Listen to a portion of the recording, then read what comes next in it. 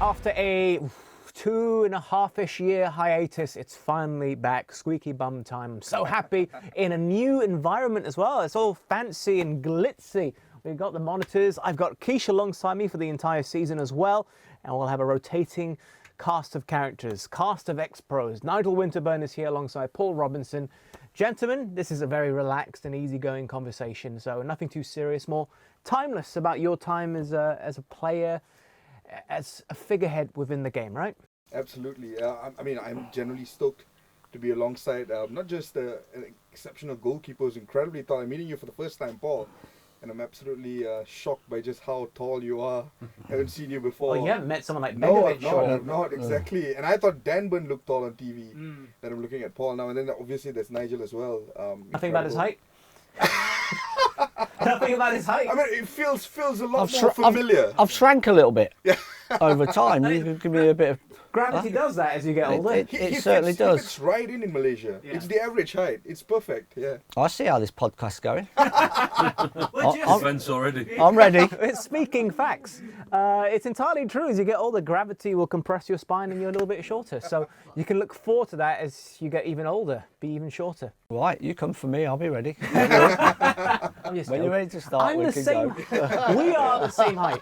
He's the odd one out here. He's like 6'3" or something. But we've got the chair all balanced now. Yeah, thankfully. I thought you looked a little short. Yeah, I know. Yeah. Just a little bit. All right, I'm going to dig into a couple of talking points. Firstly, we're recording this effectively at the start of the Premier League season. There's so many questions in my head. I'm kind of trying to relate what's happening in the current game with what happened during your time as players. If a club is in turmoil and a new manager comes in, what's it like, do you think, for a manager? What's it like for the players seeing someone new come in to try to fix it? Why don't you just say, what's it like to be at Manchester United at the moment? Is that what you mean? Indirectly. Yeah. Listen, we had the turmoil times at Leeds. I mean, there was the good times, the great times, the bad times, and the very bad times. And we had different managers come and go. And it's always difficult because managers nowadays, they get even less time than they did previously. The average span of a Premier League manager is between 8 and 12 months. Already, we've sat on the show in the last week in the Astro SuperSport studios. We've talked about Brendan Rodgers' future. We've talked about Ralph Hasenhüttl's future.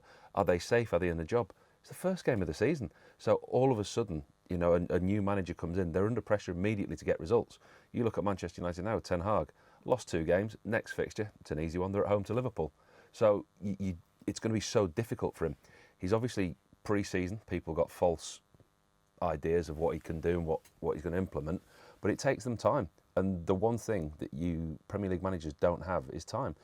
As a chairman, as an owner, the greatest gift that you can give a manager is time.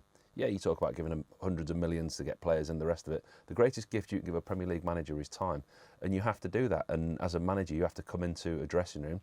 Players find you out quite easily. Players are intelligent.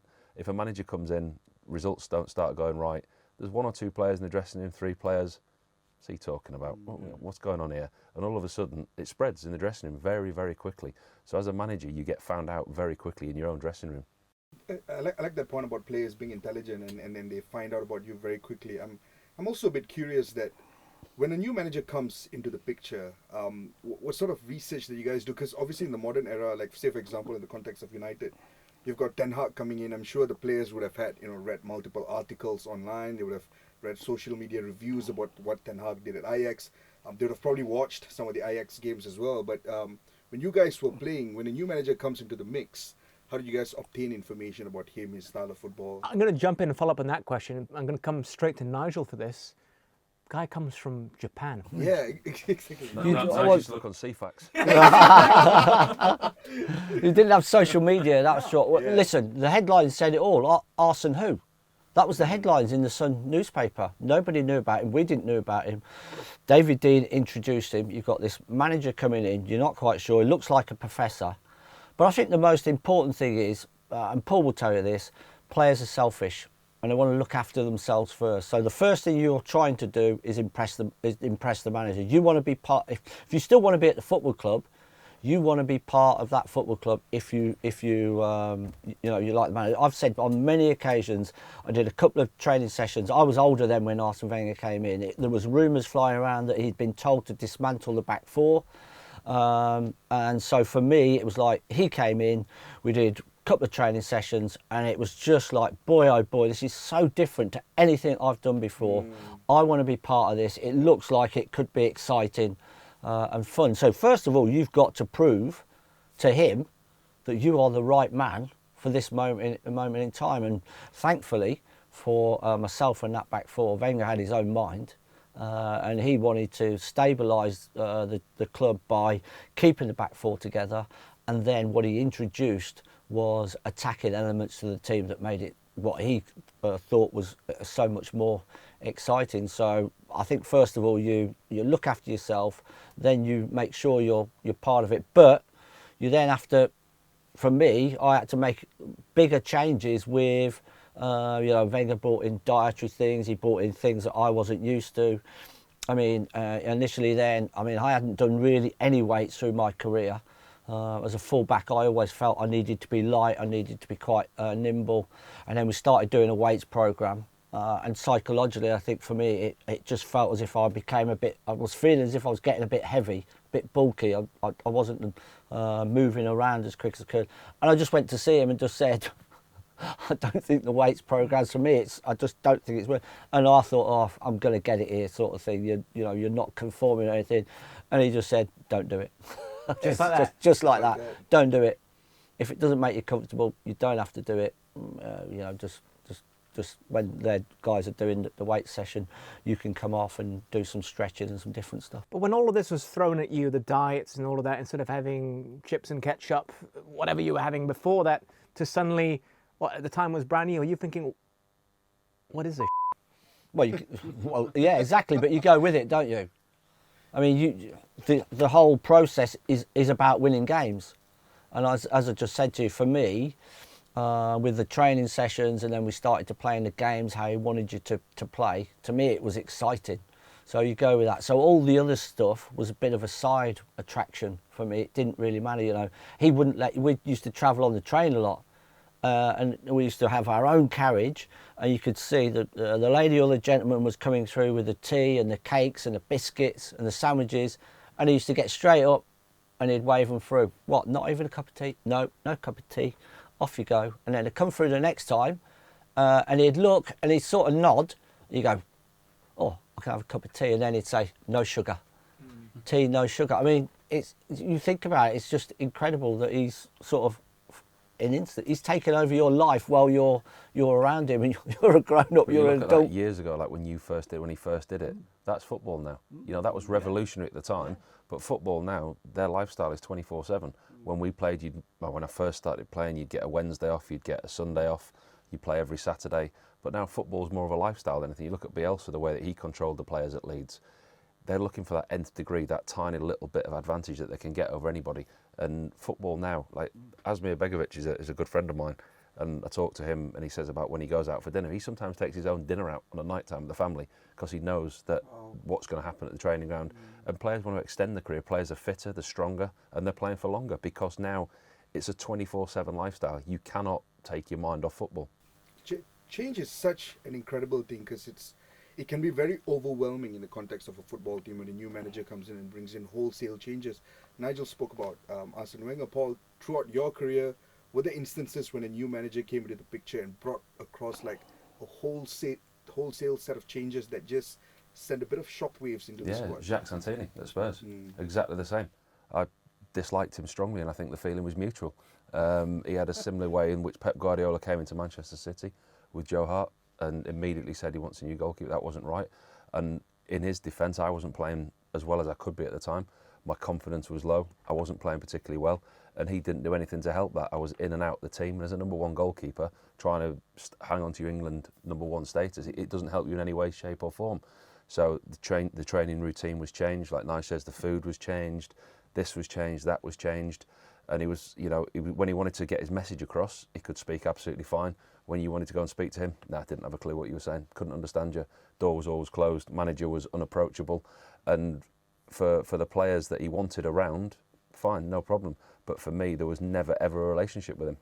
I think now we're given access behind the scenes of clubs like we've never had before. I think back to years ago, I know David Lerrity was mic'd during a match, and we could hear what the Arsenal players, Tony Adams in particular, was saying. I think Neil Warnock, there was a Fly on the Wall documentary, could hear what he was saying in the changing room. But now, with all these documentaries coming out, and the most recent is seeing Mikel Arteta in action. And I don't know. I mean, technically, football is a job. He's a manager, and he's there to motivate his staff. You could apply that to any role. But some of the things he's doing, like rubbing hands together to generate energy and closing your eyes and holding hands and playing You'll Never Walk Alone, seems a bit naff and a bit... Much against my strongest beliefs and wills and desires, I actually downloaded the series last night so I can watch it on the airplane on the way home tomorrow. Oh, that was a Because there's spoiler I just gave you. There's so many people talking about it. We spoke about it a lot in the studios, and his managerial style, I've read a lot in the press and I've read a lot online about it. I'm actually going to try and bring myself to watch something about Arsenal on the way home on the plane. I'm not sure how long it'll last, but I'll try. If it's any consolation, they don't make Champions League. I know, but they get very excited about the North London derby, don't they? They do. They do. They haven't shown only 6 episodes have shown, so we haven't seen the reverse fixture yet. And they conveniently ignored how Arsenal asked to postpone it in January, by the way. Correct, Just want to throw that in. Nothing mentioned there yet. What's the most... We had COVID. Did you not know? You had one the bus case. driver. The No, bus that's driver right. had COVID. One case. Hitman and the bus driver couldn't get us to the game.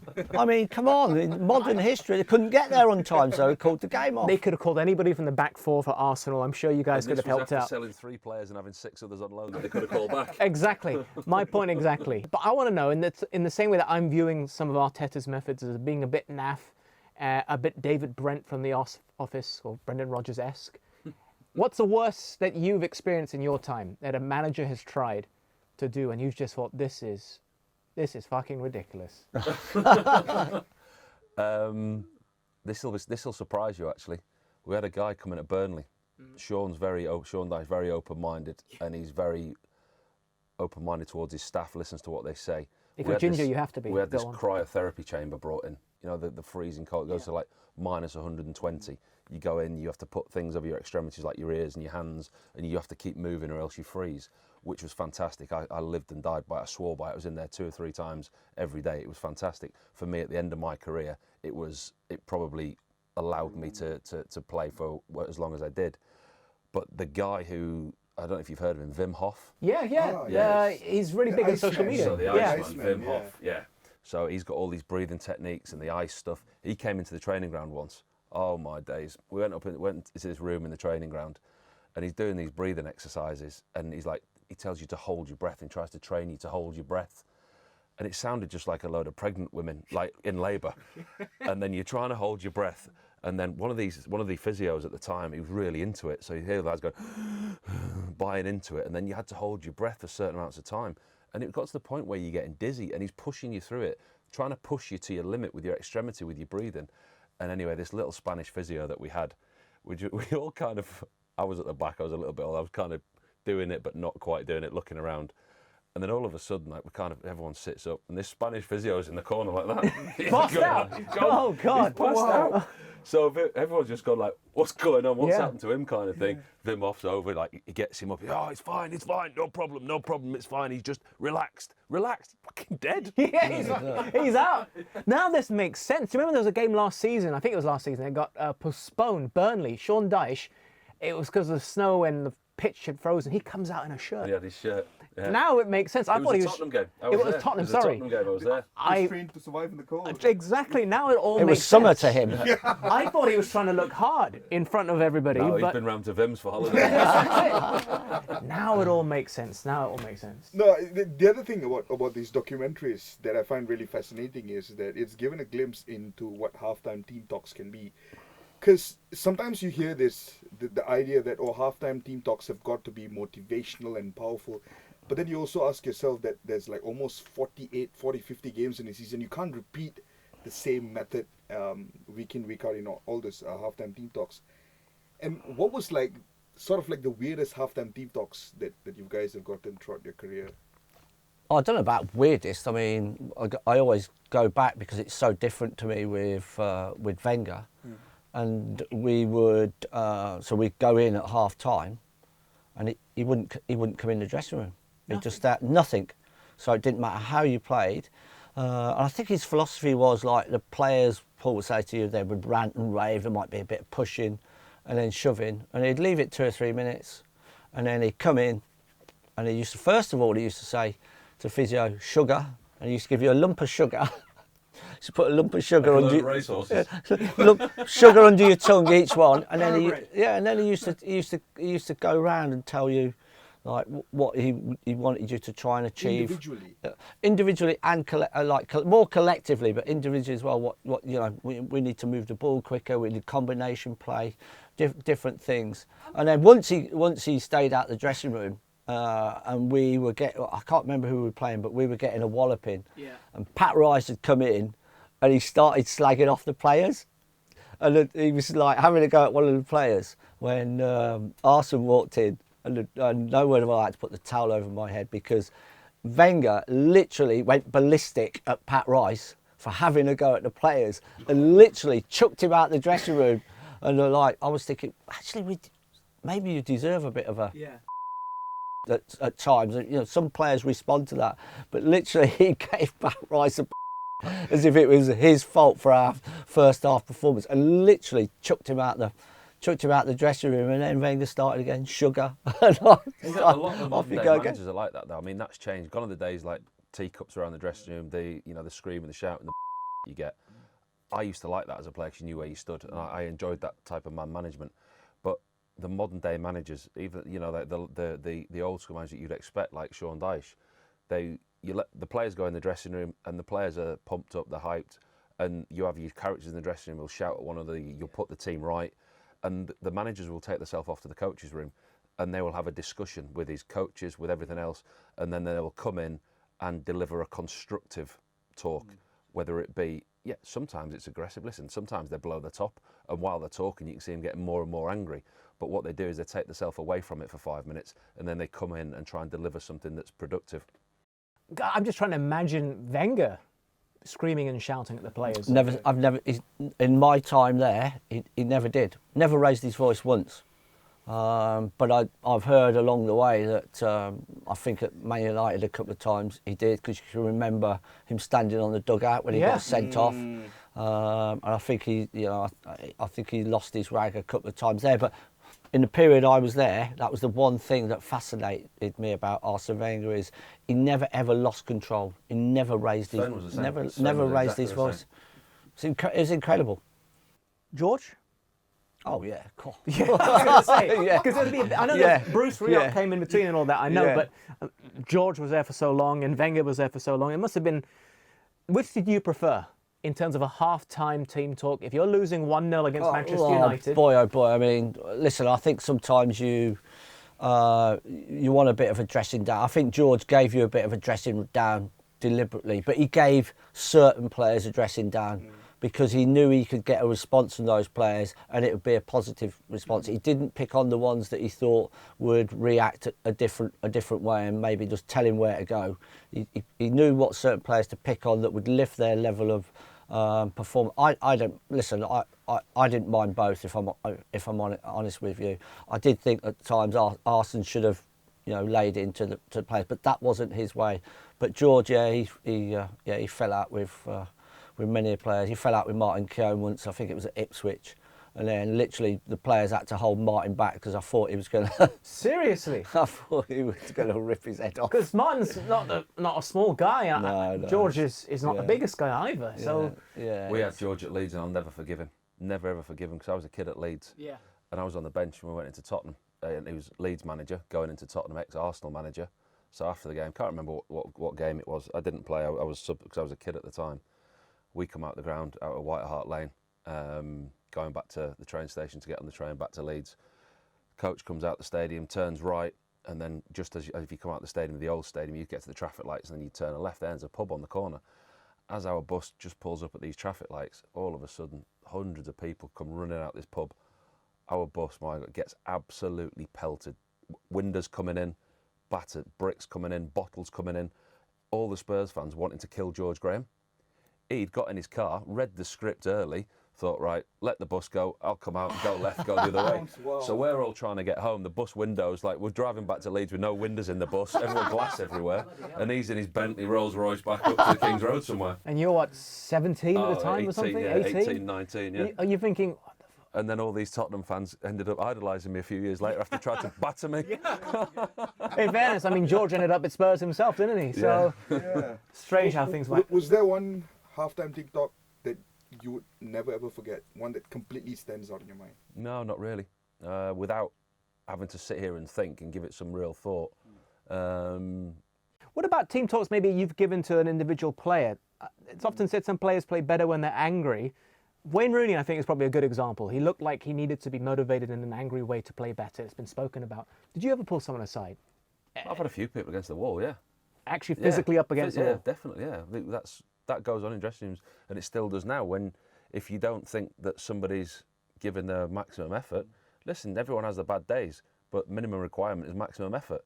And if you feel that that's not been heard, or you've said something on the pitch and they've chirped back at you and you've not been able to get to them, you have it out and it's done. But you do it 30 seconds, a minute, whatever it is, and then you're fine. No problem. Have you ever had anyone up against the wall who's bigger than you, though?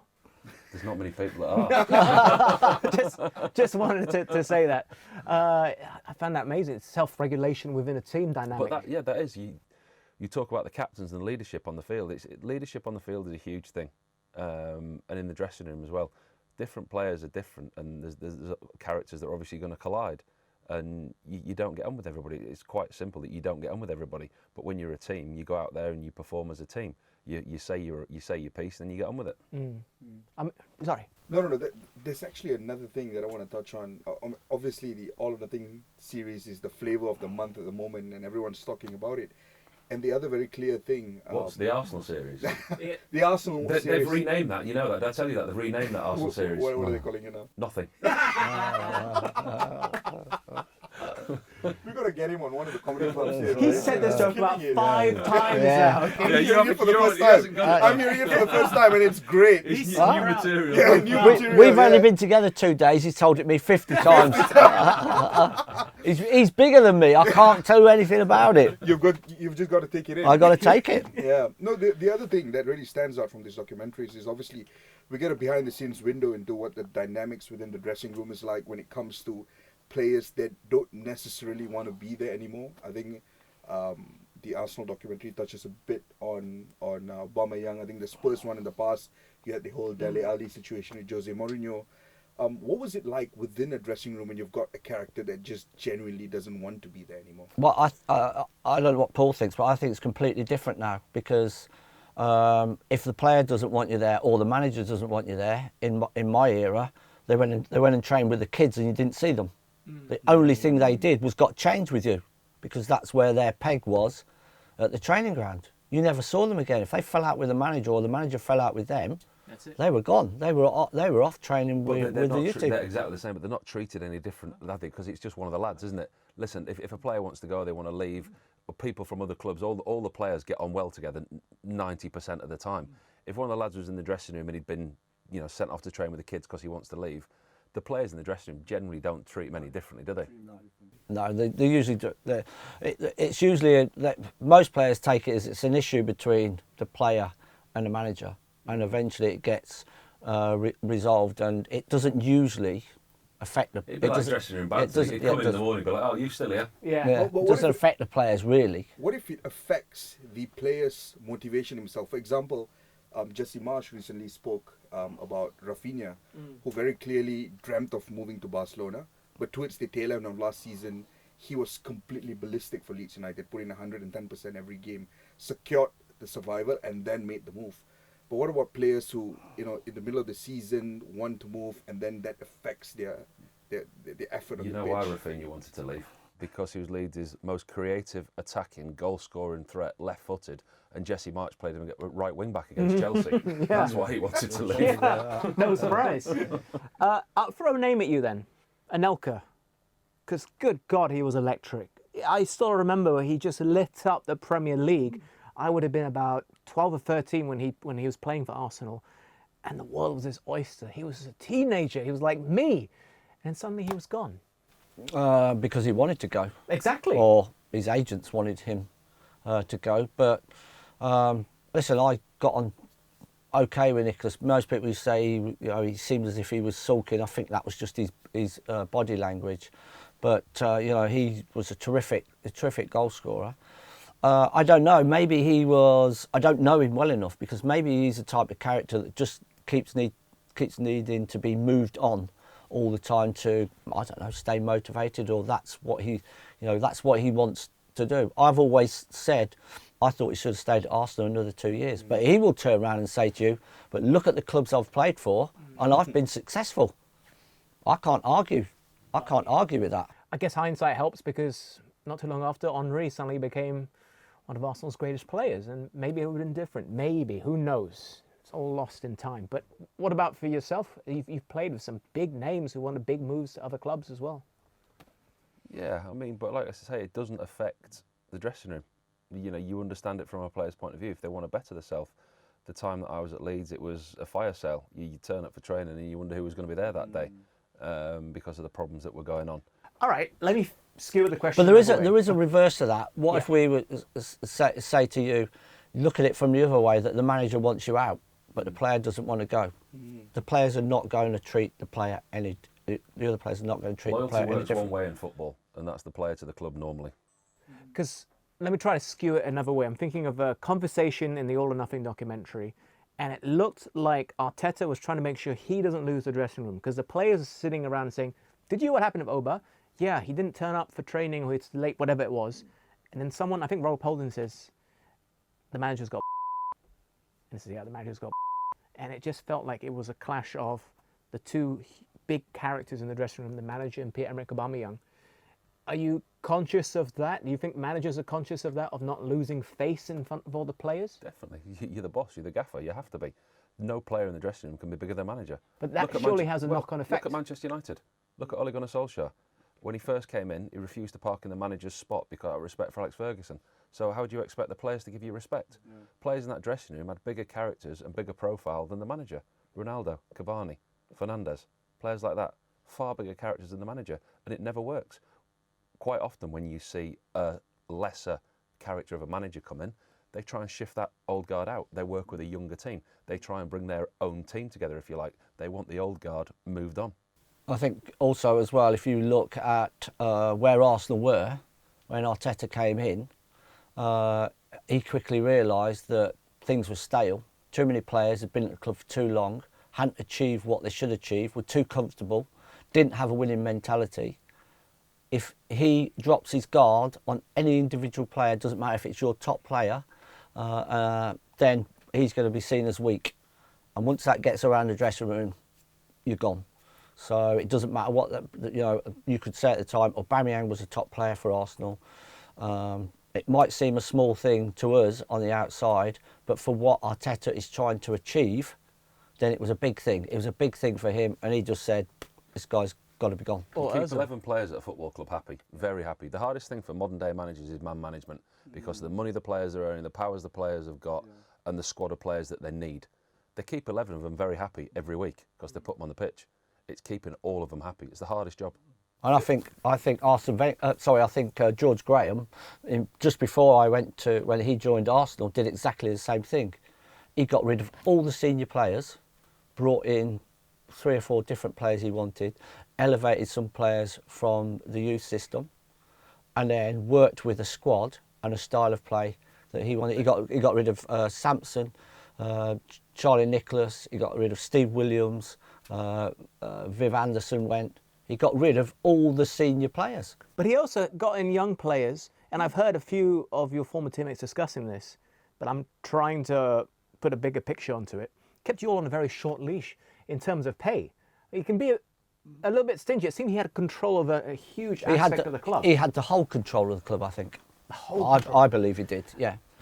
Were you underpaid at the start? Oh, absolutely. I was worth millions more.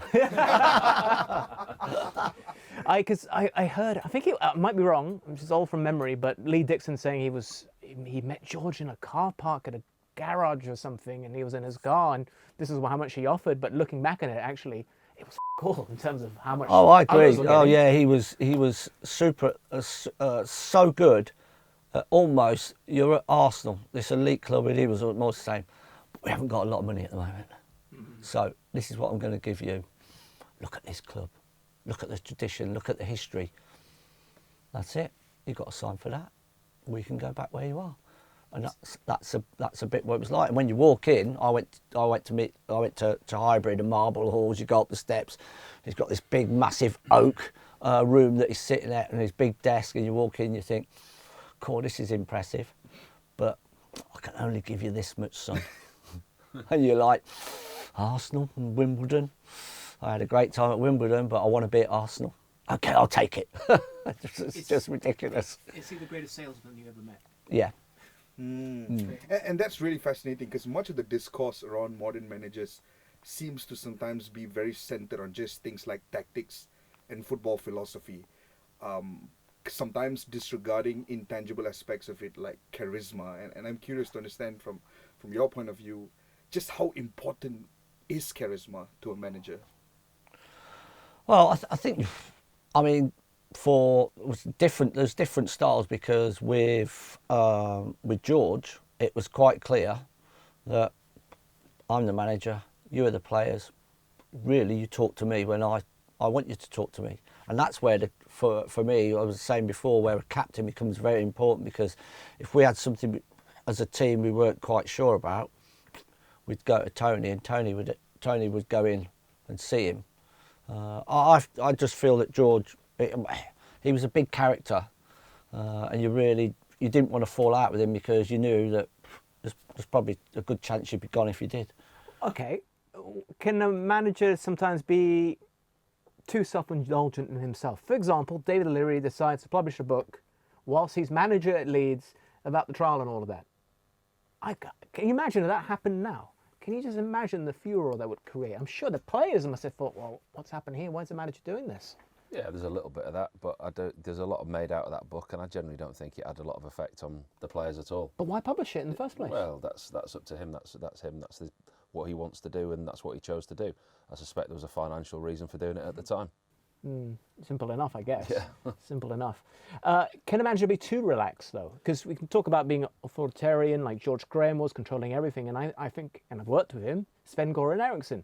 You've worked with him in a footballing capacity, though, and he seems like a very relaxed man. Sven was very relaxed. Sven worked on respect. He respected you as a human being to start with, and as a footballer, and he expected that back. But I think there was players there, football players will do that. Football players need to know where the line is. They need to know what time they've got to be there, what they've got to wear, and what they're doing. And when they're given a little bit of leeway around that type of structure, a little bit of freedom, and the manager's not quite as strict as other managers, footballers will take the mick sometimes.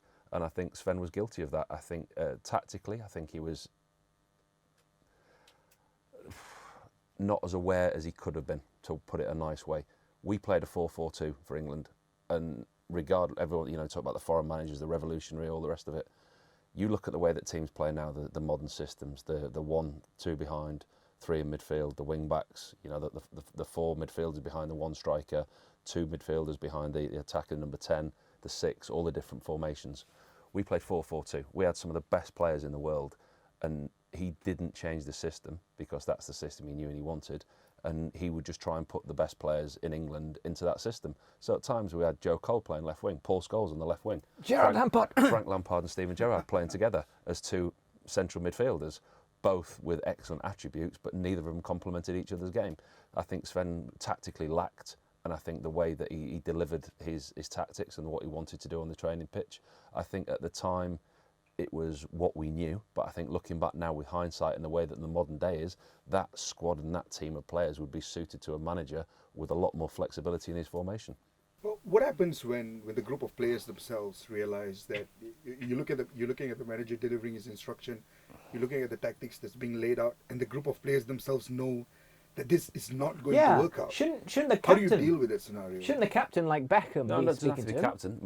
Managers, and all players, managers have an open door. You go and speak to a manager, the lads, you go, but who are you to question the manager? The manager's paid a lot of money to do his job, and he is paid to prepare his team tactically, pick a team to beat his opponents. And there's 11 people in that dressing room who are going to start. There's 17, 18 in the dressing room who are going to change, and everyone will have an opinion. Some will be the same, some won't be the same. At the end of the day, it's the manager's opinion. You can think, Gaffer, you've got this all wrong, by the way. We're playing the wrong system. They're doing this, they're doing that. If the manager's got any strength of character, he'll turn around and go, if we lose, I'm getting a sack, you get out, it's my decision. We're going to run out of time. I've got 2 questions. Do you have any more? No, I've just got one very quick one. Yeah, for go Nigel. ahead. Because Nigel mentioned that he couldn't think of instances where he's lost the trust in a manager. Because you've been in sides that have generally done well and you've earned a lot of success. It's one thing to talk about mental strength from the point of view of when you're losing, but it also requires mental strength to stay composed when you're winning and when you're doing well, and to ensure that success is sustained over a period of time. And just how difficult is that? Well, you try not to get too far ahead in the game. So, I mean, winning breeds confidence. And what that does for you is when you go out onto the pitch, at Arsenal, when we were on a terrific run, we used to, even if we went behind, if we were on a good run, I knew a lot of the time we were going to come back and draw or win, because I knew the players had so much belief in what they're going to do. But you don't want to go 1-0 up and then start thinking about the next game. What I used to do is, particularly at Highbury with the clock there. There's a man crawling around on the floor. He was calling on you just now. Are you okay? He heard you had a squeaky bum. I don't think we dropped anything else. I mean, you just when things just keep going well over time, does that feeling ever sort of fade away? No, you just keep going and going and going, and you just, as I said to you, even if you go behind, you still believe you're going to win. And what you do is, you don't, in each individual game. I mean, I was just going to say to you, at Highbury they got the clock, particularly when we got into the second half. If we were winning, I used to say to myself, 15 minutes, 15 minutes, 15 minutes, 45 minutes. Make sure you're part of the back four that doesn't let a goal in. That means you win that means you win the game. That was my mentality of thinking. I don't know about the other guys. I can only tell you about when we were in training with George Graham, and he put the back four in, and we had nobody else. We had 8 kids against us. And literally used to just say, defend, defend, defend. Don't let a goal in. When you bring the ball, chip it back to the halfway line. Once you chipped it back to the halfway line, move out, they're coming at you again. Do not concede a goal. Was it boring? Defending in training, that is? Well, Looking at all this when I look back, if you're asking me now, Jesus, yes, it was boring. But then that made us into the players and gave us that belief going through. Them stadium clocks are not good sometimes, though. I bet you looked at that clock sometimes. A bit slow. And it doesn't move. There's some games you look at the clock and you think, it doesn't move. Oh my God. And the were battery's still in there? 6-1 down at Old Trafford, and I looked up at the clock, it was like 71 minutes to go. I'm thinking, oh God, here we go. Are you guys conscious of the time during a match? Yeah, absolutely. As a goalkeeper, you are definitely, because you have time on your hands. You have your role of concentration is completely different, and you understand phases of play, different stages in the game, and the score. And you look around, and now more than ever, there's the jumbotrons, the clocks. You're aware of the time everywhere. But it's bizarre, isn't it? Because mine was actually the opposite way. When we were winning, I was looking, thinking, clean sheet, or we're winning here. Don't concede, don't concede, don't concede. What was the bonus you were on for a clean sheet from George? I wasn't on any. We were on. We never had individual bonuses for clean sheet. Well, I didn't. So maybe that's where George pulled another one over on me. Everyone else was. Everyone else was. Tony Adams was on 10 grand in clean sheet. And a statue. But that's But we were on win bonuses. Okay. So I mean, it was completely different. So we can talk about different contracts and different things under Arsene Wenger, but let me just FaceTime Adam Smith and Smudger, that is, and see what he says. No, I'm kidding, I wouldn't do that. Final 2 questions. So the first one would be talking about not liking managers, you want to give them a chance when they come in. Has there been a manager who's come in and you've already had history of the manager for either of you, or by extension, because you didn't have that many managers, a player that you had an argy-bargy moment with on the pitch, Off the pitch in a nightclub or maybe at a previous A club? nightclub? I never went to a nightclub. Never ever. You only went to pubs, not nightclubs. We weren't allowed out. I was in bed by 7 o'clock. I'd gone for a pint at 2 o'clock in the afternoon, but then I was getting in bed. Afternoons for me, couldn't do night times, I was Okay. too tired. You're suggesting But that no, we went out drinking. I Well, didn't, Arsenal drinking at the time? Never. I didn't have, no, I'm trying to think off the top of my head, but no, not really. I Nothing. can't think of any, Like, any I saw- kind of run-ins or... Like Romero and Richarlison, they've had run-ins for national duty, Everton, Spurs, and now they're teammates. No, nothing really. I mean, there was the rivalries, the Manchester United Leeds rivalries and everything. Yeah. But when you got together at the England camp, it was jovial. You were a team again. I never really had anything like that. No. Jovial, sounds like Father I think Christmas. the most bizarre one I've sort of had is when Bruce Rioch came. And I couldn't really get an understanding of what type of manager he was, because one minute he would talk to you and then the next minute he would completely blank you, and I was just like, I couldn't really deal with that mentally. But I think he had the scenario, I think, for me, is when like he clearly didn't like Ian Wright, or there was a clash of personalities. Yeah, there was a lot of friction, and he wanted to get Wrighty out, and then you're standing there thinking, not sure this is going to, like, Ian Wright, the most iconic centre forward at the moment that we've got at Arsenal, and he's trying to get rid of him and replace him with somebody else, and then all of a sudden it was like, Bruce Rioch's gone. That probably tells you that tells what you you a need lot, to right? know. Yeah. Okay, since there wasn't an answer from you, is there any player you were glad that you got to play with as opposed to playing against? Well, the best player I've played with is Steven Gerrard.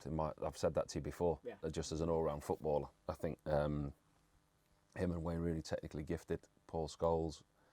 It was difficult because the Leeds team and the Tottenham team that I played in were inferior to that Manchester United side, the big sides, and the Chelseas at the time that were Manchester United, Chelsea winning the league, and players that I played with. I mean, I played with some fantastic We're going to players. say Berbatov or something. Oh, Berber was a top player. Yeah. But I played with him for 4 years, 3 years at Spurs. I still to this day don't know whether he's shy or arrogant. I was going to say, is he one of the players Probably that you... both.